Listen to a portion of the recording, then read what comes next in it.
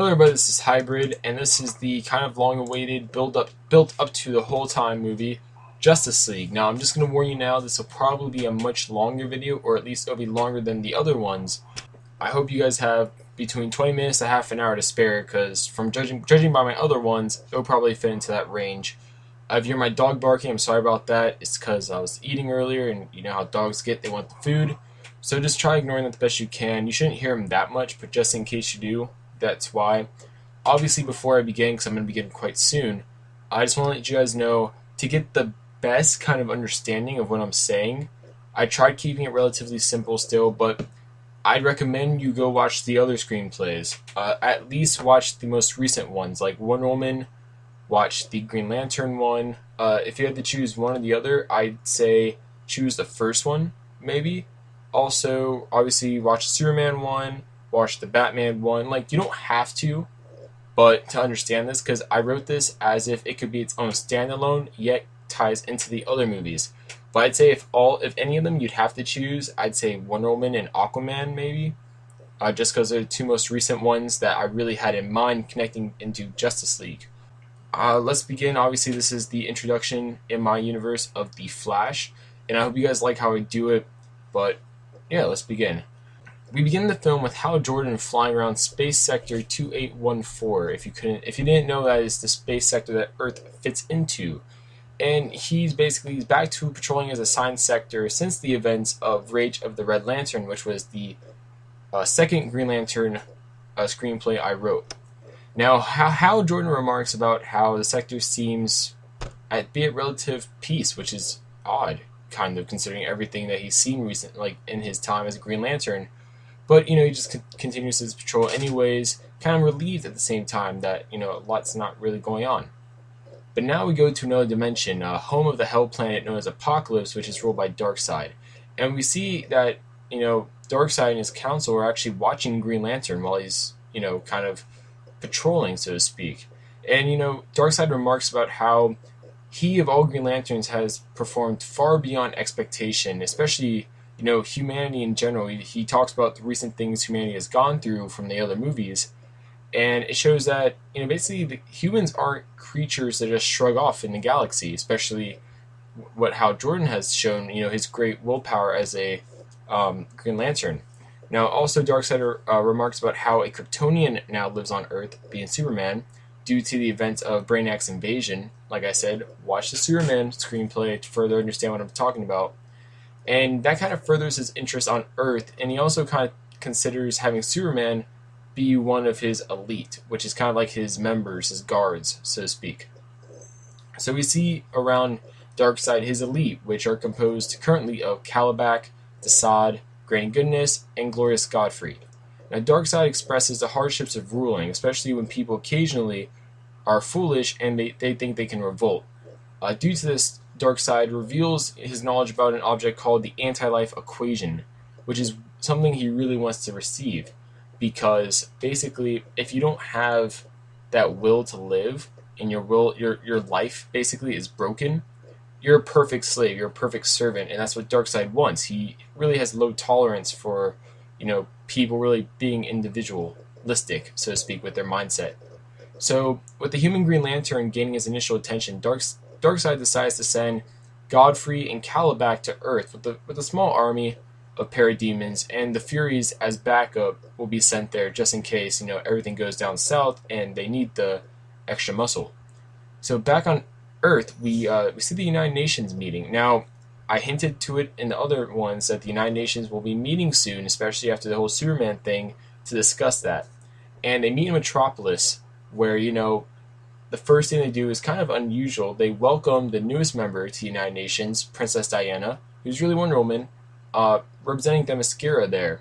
And they also discuss the current world issues, like new regulations for stuff, sanctions on North Korea, and of course Superman. Now, Superman is actually there at the press conference, or not conference, at the meeting as Clark Kent. Now, the way this United Nations meeting, I don't know if this is actually how they do it, but this is how they do it in my film universe, is that they have the public part, and then they have the much more private stuff where they discuss the more sensitive things that the countries have. So during the public part, the news is obviously covering Daily Planet, and Clark Kent's there with Lois Lane. Now, they discuss the potential for powerful aliens to come to Earth, like Superman, again, which transitions to a special presentation by Wayne Tech, a subsidiary of Wayne Enterprises, which specializes in cutting-edge technology. Now, the presenter is Bruce Wayne, CEO of Wayne Tech and Wayne Enterprises, who displays several new technological marvels to which governments can now use to detect aliens approaching Earth from distances previously unimaginable. Now, the first of which is Project Columbus, which utilizes various types of energy to find objects, throughout space that would imply biological life.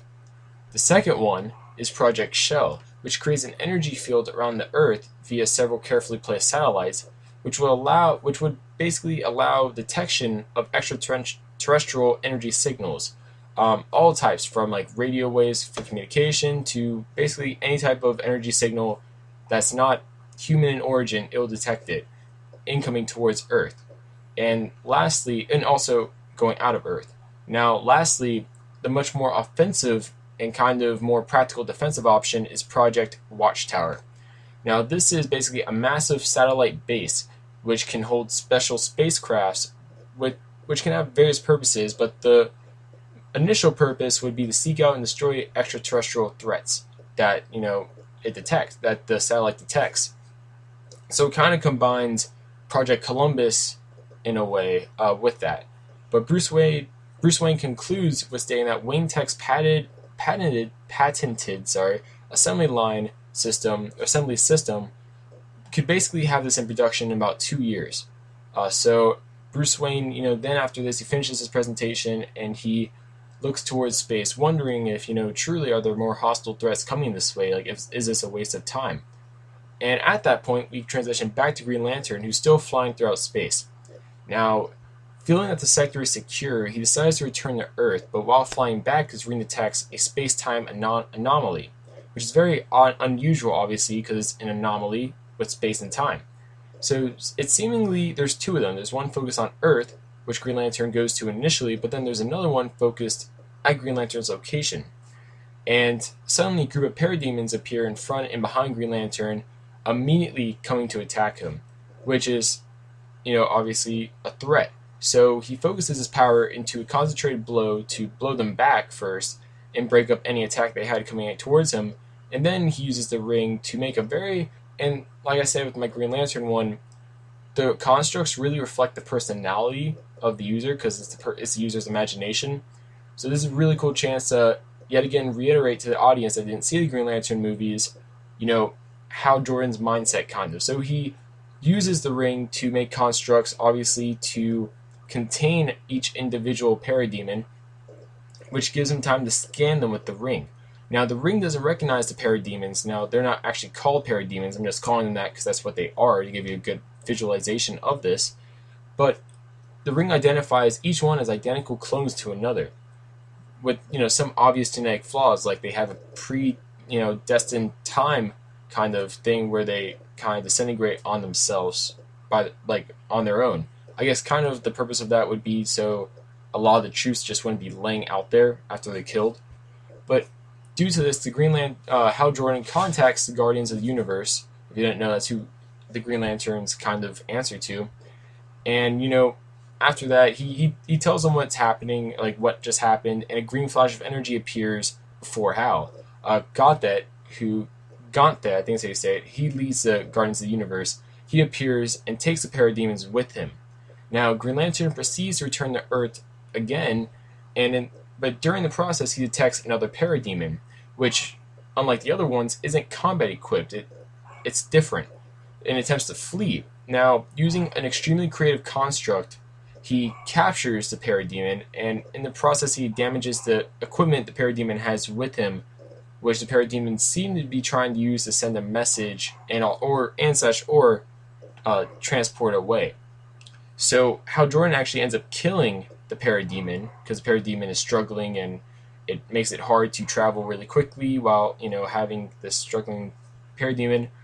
Take that as you will, but anyways, he scans the damaged equipment, translating a message he received or that the parademon sent regarding sending troops to Earth for an invasion. So Hal takes the parademon with him, preserves it the best he can in an energy bubble, and goes to Earth with this knowledge, traveling, and like we can end the shot with like Green Lantern, and we just see him flying towards Earth at amazing speed. Think kind of how in Star Trek we see the Enterprise flying off, and you see like that kind of something like that. It'd be a really cool scene, with the green energy. They could really do a lot with it. Now, we then return to United Nations meeting, and they discuss more politics in private without the press. Obviously, much more sensitive topics that they don't really want the press to get, noticed of because they probably blow it out of proportions. When suddenly a flash of green energy appears into the room. Now, obviously, Green Lantern didn't teleport there; he kind of crashed into there, but he did it relatively quickly. That seems like it's just a flash of green energy, and he immediately encases the area in a green field. So first off, it'll be soundproof, and also it's a precaution just in case anything tries, getting in or getting out. That won't happen because whatever he's about to say here stays here. Now Hal explains everything to the best of his ability. He explains, he's a Green Lantern.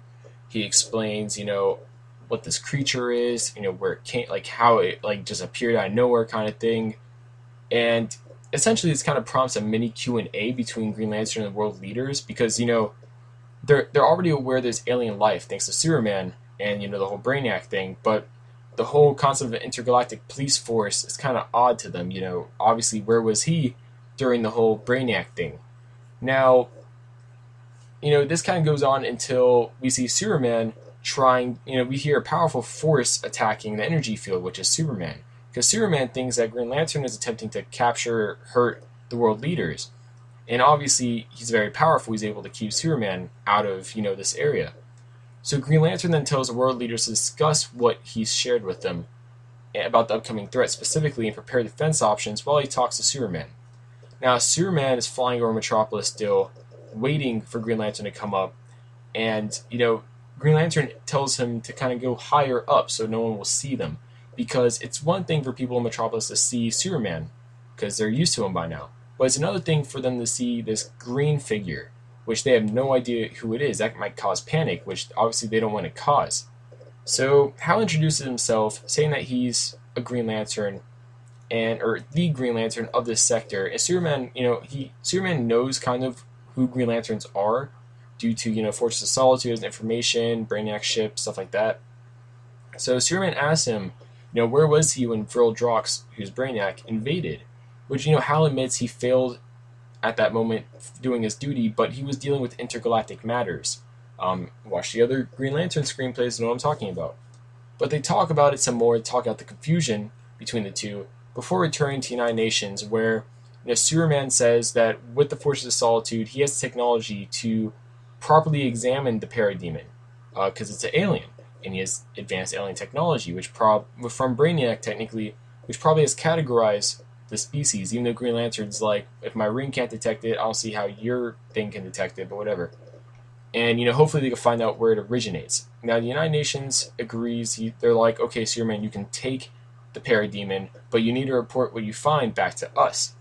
And also, the United Nations decides to commence production on Project Watchtower, which Bruce Wayne proposed, effective immediately. So not even like, wait a few days for, the files to turn over. They want it done, like start getting it, produced now. So that happens, and Green Lantern tells Superman he detected other anomalies similar to this on Earth before he got there. So he wants to try investigating it, and he flies off while Superman begins bringing the parademon to the fortress. He has to get like a pod to put it in, stuff like that. So the United Nations departs from the meeting location, especially Diana, Princess Diana, Wonder Woman, who contacts Argus reporting the news of what just happened to them, and flies off out of Metropolis, but is seen from a secret camera, which we can see like a POV of the camera's view of Diana flying off, and we see here that the video feed is actually going to Batman from his base in Metropolis, because obviously he's not back in Gotham yet. He was just there like half an hour ago practically, giving his lecture on the different Wayne Tech projects. So Batman then plays back the audio of the UN meeting from which Green Lantern arrived, because obviously, considering it's going to be said here that he made a considerable amount of the technology United Nations already uses, he has recording software and all their stuff basically. So, it's Batman, so why wouldn't he? But anyways, he just plays back the audio from what stuff like Green Lantern said, as if he's preparing a strategy for a potential upcoming alien invasion. So back to Diana. She's now in an Argus facility where Amanda Waller briefs her on her upcoming mission, which is essentially to intercept Superman, who has a parademon, and capture the parademon. So the reasoning behind this, basically, because at first you're like, why would Wonder Woman do this? Because in the Wonder Woman screenplay, Wonder Woman's job was to focus on ancient Greek artifacts that are around the world that watch the Wonder Woman screenplay so you know what I'm talking about. But anyways, she's not a dog they send out there. She's not like, kind of like how in the Iron Man 3, she's not Iron Patriot. They don't just send her out there to do United States work. So there's a reason. And basically the reasoning behind this is, from Green Lantern's description, it's very similar to the space-time thing that Kronos had going on with on Olympus in the Wonder Woman screenplay. So basically, they want the parademon to be analyzed by the United States because they don't trust Superman fully at the Science and Technology Advanced Research Laboratory, also known as S.T.A.R Labs, which is located in Central City. Now, if you didn't know that, it's actually an accurate comic book fact. S.T.A.R Labs is located in Central City. I looked it up. It's true. They just have like subdivisions other places also. So Diana accepts the mission and basically puts on her Wonder Woman attire. And, we can really see, what she has going on here. She has the sword, the lasso, gauntlets, and armor. So, all in all, pretty cool stuff. And we cut the Superman flying now, with the parademon in a preservation pod on his way to the fortress. So, I'm not going to say exactly where he is, but, he's not, like, really far away, but he's not close by either. So, he's kind of, like, on the Atlantic, yet not on the Atlantic. So, I'd say probably, like, Iceland, Greenland. He's probably around there. Now, suddenly Superman stops flying because he hears something, unusual in this area, something at supersonic speeds coming towards him, which is very odd because in this location Superman's currently in, there shouldn't be any, because as he's flying there with the parademon, the United Nations pretty much said no one can fly in this area for the time being. So he stops and he kind of tries to hear it, and he gets closer and closer and closer, and then we see Wonder Woman. Wonder Woman then flies down and lands a really powerful punch on Superman. Now, this sends Superman and the pod that he was carrying down to the ocean below, the Atlantic Ocean below. And, Wonder Woman flies down to retrieve the pod, but Superman returns to fight back, because obviously one punch isn't just going to take down Superman, even one from Wonder Woman. Now, it shocks Superman initially because he sees that, this is Diana, the Amazons from the United Nations meeting. First off, how can she fly? And also, how can she hit him so hard? And, he kind of, contemplates issuing another Kryptonian kind of thing. But anyways, the two fight each other. This is our first big fight scene in the movie. And, they fight underwater with, pretty substantial power here. And eventually Superman decides, to use his heat vision, because he's very resistant to cold and heat, but he doesn't know if Wonder Woman is. And that's a potential edge he has over Wonder Woman. So he causes the water levels to rise, the water temperatures to rise exponentially, which obviously is really bad for all the aquatic life nearby. But, thanks to his physiology, he can withstand it. So a bit later, not like a few seconds later, while heating up, obviously it's causing some issues for Wonder Woman. Not, dramatic issues, but, some issues that is not causing Superman. And Superman then gets hit by, a being from underwater, just out of nowhere. He just gets hit, sending him flying out of the water, landing onto nearby land. Now, Wonder Woman uses his intervention to take the pod and bring it to S.T.A.R Labs, while Superman rises up and this is what he sees. Basically, the Trident of Poseidon at his face, with Arthur Curry demanding to know, first off, who he is, and why he's hurting, the aquatic life in the ocean. How is he heating up the ocean like that? So Superman, thinking he's a partner of Diana, who is attacking him, attacks Arthur, sending him back into the ocean. And then Superman makes the big mistake of following Arthur into the ocean to continue his attack. But obviously this is the ocean here, and that's Aquaman's domain. So, and if you don't know, I'm going to use the actual names of the characters and their superhero names probably interchangeably somewhat, so just heads up there. But anyways, Arthur beats Superman underwater to a pulp, to the point where he actually starts losing blood, too much blood to actually stay awake. So Superman is then just left on land, out there. Aquaman just kind of throws him out there like he's trash and goes back to, the water Atlantis. And we see Batman arrive in the Batwing, and he carries him aboard the Batwing, and they fly off. Now, Superman wakes up in the Batcave, surrounded by panels projecting red sun rays. And, Superman, we see him, he's visibly bruised up, and he's aching. He's sore. He got beaten to a pulp. So Batman is just, watching him, just kind of watching Superman, what Superman's doing. And Superman asks, where he is, who has him. And Batman replies, it doesn't matter. And the only thing that matters is information on the parademon and what Green Lantern said at the United Nations meeting. Now, Superman tells him, that Diana took the parademon and that he was attacked by someone underwater with a trident, but he doesn't know who he is at all. So Batman tells Superman to look at the nearby monitor, where Superman is basically informed by Batman on Argus, Arthur Curry, Superman himself, basically various classified things Batman shows Superman, which Batman shouldn't have. Now, Superman asks again who he is, because he doesn't know it's Batman yet, and how he has this information, which in turn Batman appears in front of him. Now, he tells Superman that he could find the location that Diana went to, but in order to do it, they're going to need Green Lantern, to do this plan he has, because Batman prepared a plan already, hopefully to prevent, or at least, get defenses ready for an alien invasion. So Superman agrees, and Batman allows the panels to emit yellow radiation, or energy, to heal Superman while he briefs him on the plan. And at the same time, Batman uses a prototype of Project Shell, not the full version, but kind of a prototype centered on Earth to detect alien energies on Earth in order to locate Green Lantern. That night at S.T.A.R Labs in Central City, they start analyzing the parademon. There's a fierce thunderstorm going on outside also. If you don't know what's about to happen, something awesome is about to happen. But anyways, there's several people analyzing the parademon, but eventually they all go away, besides one person who's relatively young, but obviously he's not straight out of high school. He went through college kind of thing, probably in his mid-20s. I'd say mid-20s. But it's Barry Allen. And Barry is working late to examine the materials on the parademon, because many of the materials shouldn't exist. Elements don't exist on Earth, and it's very unusual. So he's trying to maybe figure out if it's a combination of various elements, if they came from anywhere on Earth at all, kind of thing. Because he's a forensic specialist, so that's kind of his job to do stuff like that.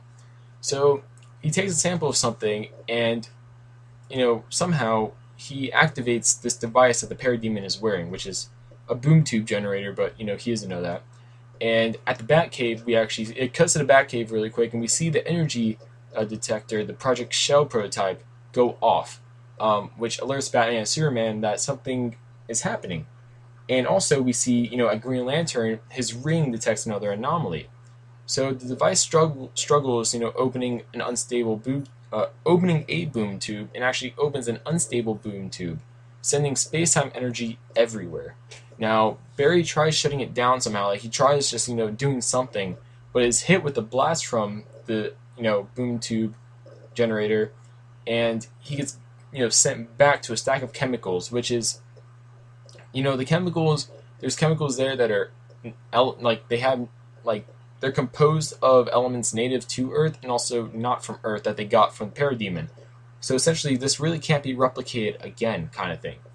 And it starts to, kind of get the energies from the boom tube to go towards Barry somewhat, to the point where he starts radiating boom tube energy, and Barry accidentally creates a hole in space, which removes part of the room he's in. Also, it teleports the parademon away.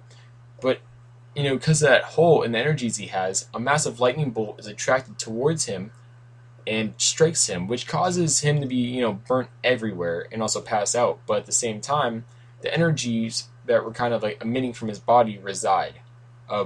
We'll learn what happened later on when, we get to it. But for now, Barry Allen is out, cold. Now, Barry Allen awakes later. We don't know how much later, but obviously it's not a lot of time later, with Amanda Waller standing over him, reading his report basically. And Waller remarks that he shouldn't be alive, but is. And also, how the parademon was teleported during this whole fiasco. They show a security feed of everything that happened. So if you didn't see that, you can see it again. And finally, she tells him that, they're going to need to run some tests on him because the wounds he received should take months, if not at least like a good solid year, to heal properly, or at least start healing, yet they're already almost healed up, indicating that he was somewhat altered by, the energies and what happened. So Barry starts undergoing testing while Wonder Woman watches as a precaution, because something like this was bound to get attention, especially from someone like Superman or Green Lantern, which, Argus/S.T.A.R Labs isn't naive to. So very shortly after, Superman arrives at S.T.A.R Labs with Batman, who leaves to, get data on, Argus/S.T.A.R Labs, and, Superman requests to know where the parademon is. And, we go back to Barry, and we see, the testing he's going through, and he's slowly slowing increased ability to, think really quickly and move really quickly. And it's just increasing, like, the more time goes by, the more he does every trial. Which is, obviously, what's happening if you know who Barry Allen is. But Superman eventually just breaks through all the guards, forcing Wonder Woman to head towards him, anticipating another fight. Now, Superman uses X-ray vision to see that Wonder Woman's coming towards him, through the walls, and he's not stupid. So he remembers what happened, how powerful Wonder Woman was last time. So he very strategically uses his heat vision, his strength, and his speed to, first off, use his heat vision to cause Wonder Woman to use her gauntlets to, block it so it doesn't hit her and injure her herself. And then after that, he uses his speed to get up close to He uses his speed to get up close to Wonder Woman before she could really, realize that he's not heat visioning her anymore. And with a really, well calculated punch, punches her out of the building far away. So she's out of the picture right now, which is awesome. And also at this instant, Green Lantern arrives, having sensed another space-time anomaly, obviously, like I said before. So very shortly after, Wonder Woman returns because, this is Wonder Woman. She's not just, any other person. She's fast also. She can fly, etc. She's adorable. But doesn't fight because Waller appears telling them all to stop, or else a number of things can happen, from the building collapsing to all the data they have on the parademon getting, corrupted/destroyed. So Green Lantern scans Barry Allen, because he's obviously the anomaly right now, revealing what happened to Barry. Basically what happened was the energies went to Barry, exposing him to the energies. Now it should have killed him or torn him apart throughout space and time, but due to the chemicals kind of stabilized them somewhat. But it wasn't going to it was a temporary stabilization. But after Barry opened a hole in space, and the energies, they're just flowing through him right now. And it's very, very, high at this moment because they just got on him. A lightning bolt was attracted to the energies because, lightning bolt, electrons, energy, etc. And it hit him. Now the incredible amount of energy that flows through a lightning bolt stabilized permanently the boom tube energies throughout Barry Allen. Now, if you don't know this, in my universe, a boom tube is made by manipulating the speed force, because the speed force is connected to space and time. Boom tubes open a hole/rift, if you want to call it that, in space and time. So Barry Allen does still have powers connected to the speed force, for all the Flash purists out there that are, for a second about to go off on me for messing up Barry Allen's origin. So relatively, it's the same. There's just, the origin is tweaked a little bit more to fit the story. So everyone's kind of amazed at this, especially Barry, to which Batman appears, surprising everybody, besides Superman, because Superman already knew he was here, with a breakdown of the situation they're all currently in. Because Green Lantern receives another alert about another anomaly in Metropolis, which is Kalibak and a small army of parademons appearing. Because once that one parademon went away, they knew that, it was time to come back. Because that parademon should have been back a long time ago to report, what happened. And yeah. So anyways, Batman tells them all how to proceed. Because Batman is the strategist here, and, he's taking up the leadership-like position at this moment. So Superman, Wonder Woman, and Green Lantern, being the powerhouses they are going to go to Metropolis and confront Kalibak, while the military tries helping with containment of the parademons as best as they can. Now, Waller and S.T.A.R Labs are going to produce a special suit that Barry can wear because his data indicates that his body is not yet fully able to store the energy properly. So he needs something that will help him fully, properly use the energy to the best of his ability, or else, he might accidentally do something that he doesn't want to do. So Batman, though, says that he's going to find the person codenamed Aquaman, and, according to the Argus files, he's the king of Atlantis, so he should have an army and some military power, which are crucial to defeating an invasion that also has an army. So everybody goes out to do his tasks that Batman outlined for them, and Batman goes to the Curry Lighthouse, where he uses a device that he made to send a special sound wave into, the Atlantic Ocean, hoping to get Arthur's attention, because Atlantis is too deep and unknown to go to. Like, no one knows where it is, really. So Batman goes the second best option, which Argus had, because if you watch the Aquaman screenplay, you'll know that Amanda Waller went to the Curry Lighthouse and met Arthur Curry there, who's Aquaman. So anyways, Barry, at this time, is given a special developmental suit from Dr. Silas Stone. If you don't know who that is, that's Victor Stone's father, which will help his body adjust to the energies and the ability he has to, essentially his ability is to manipulate space and time. There you go. That's essentially the Flash's ability. If you don't believe me, look it up. But the problem is that Barry must conduct special calibrations for the suit in order for it to function properly. So we then return to Metropolis, where we witness, a brutal fight, a very, physical fight between Superman, Wonder Woman, and Green Lantern with Calibax. Calibax is not a force to be reckoned with. He's a general in the Apokoliptian military, son of Darkseid, very powerful.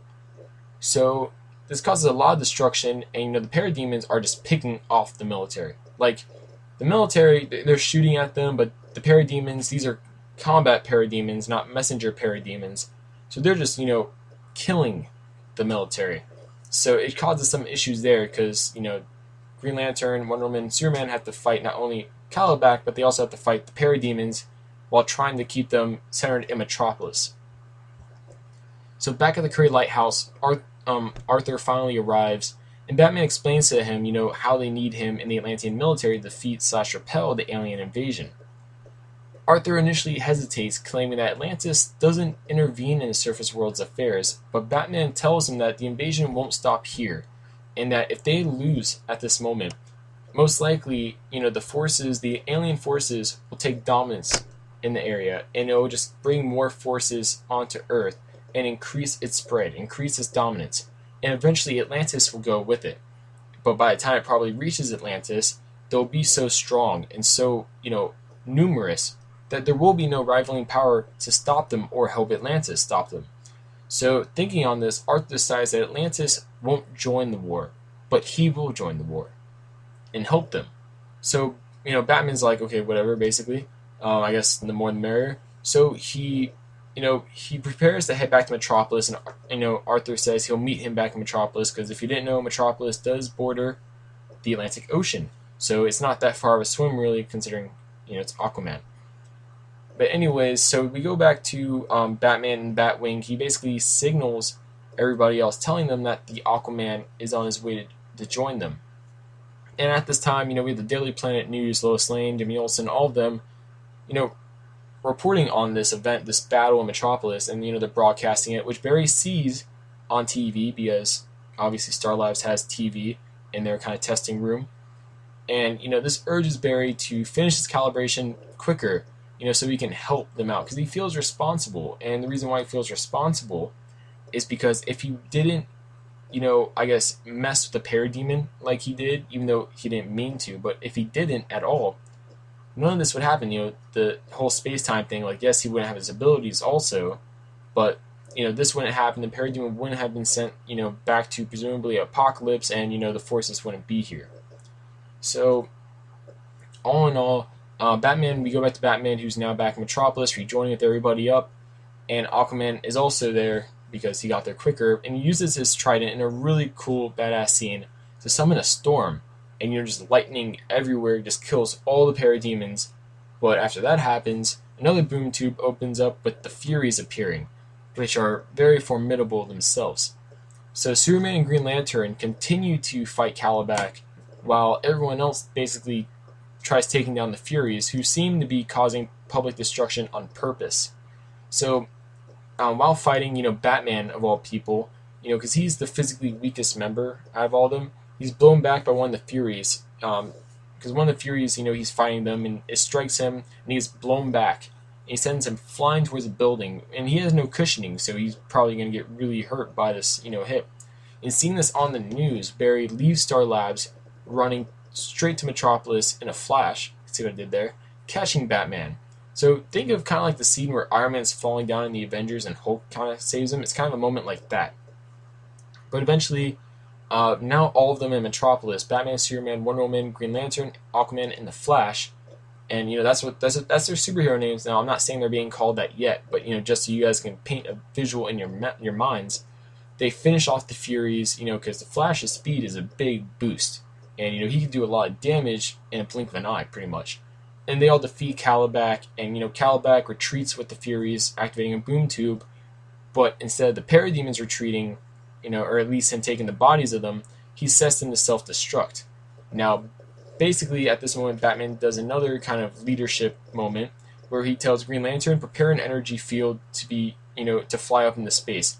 And he tells Aquaman, go into the ocean and get all the bodies of the parademons from the ocean, bring them here, and put them in the energy field Green Lantern's going to make. And he tells Barry Allen, he says, Barry, you run all throughout Metropolis, and you get every parademon body, and you put them in this bubble.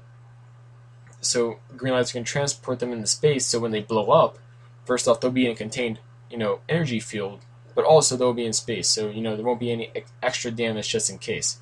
So they do this, saving Metropolis and technically the world also. And everyone sees this because it's on the news, and they're branded heroes. So the movie ends with Argus telling them that like Wonder Woman, they're now all a part of a special task force, which is to deal with superhuman threats that one person or a regular task force can't handle.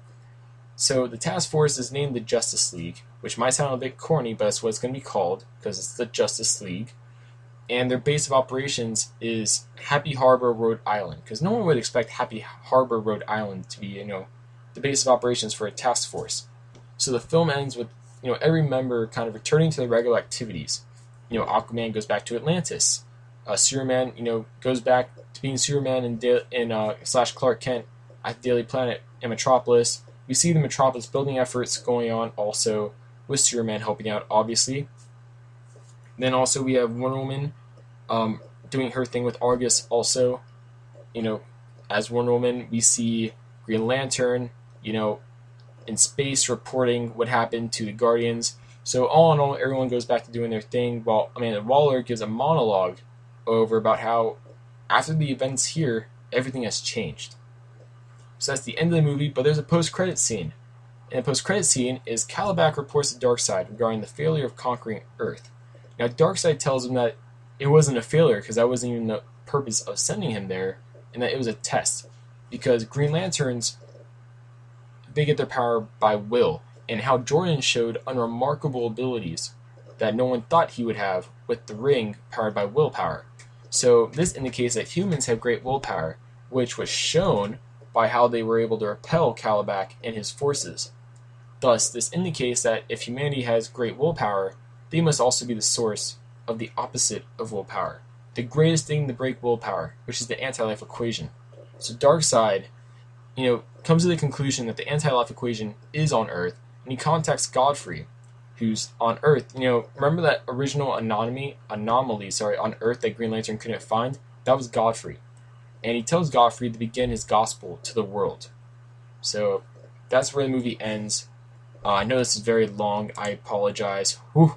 And man, this is a long thing. But if you stayed with it, I hope you enjoyed it. I'm sorry it was long, but I had to explain a lot of things, and I did my best. Like, introducing the Flash in this movie did take some time, and just introducing the other characters in general took a lot of time. So I hope you enjoyed this one. Leave your comments below. Again, I know it's long. I apologize, but quality takes time. So this is Hybrid. Please subscribe, comment, and like, and I'll see you guys later.